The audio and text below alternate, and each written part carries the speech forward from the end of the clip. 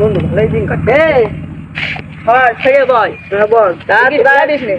কি করছিস? কি দেখি কালকে যে ইন্টার পরীক্ষা রে, তা কি দেখি করছিস? ইন্টার কি জিনিস? ইন্টার এখন দিনে এইচএসসি পরীক্ষা। ও এইচএসসি কি জিনিস? নাই চিনিস নিলাম মনে হয়। এই জিনিসে আমি এইচএসসি নাম শুনিসনি? কি পরীক্ষা দেবে জীবনে? ওই যে বড় ভাইরা আগের বছর দিলে এইচএসসি পরীক্ষা বুঝলি? হ্যাঁ দেখে দেখে বেড়াচ্ছে ওটা। তা কি দেখি প্রস্তুতি নিচ্ছিস? তা কিছু বলি না তো।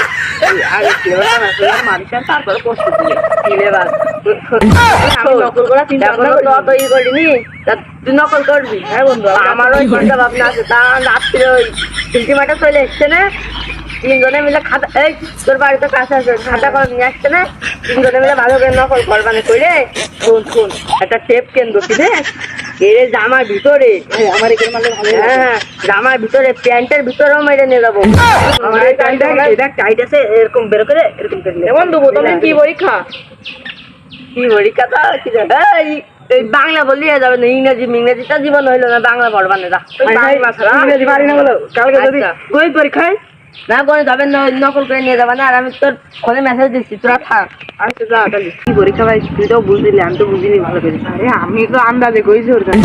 ও মান সম্মানটা চলে যেত না বন্ধুর কাছে, ওই জন্য আন্দাজে কইলাম। আমিও কিছু বুঝিনি। তোর কাছে বই আসতো তা ওই নিতে কিনা না মনে আমার গাইড মাইট কিনা নেই। সবার মেয়ে দেখি ও পরীক্ষা দিলে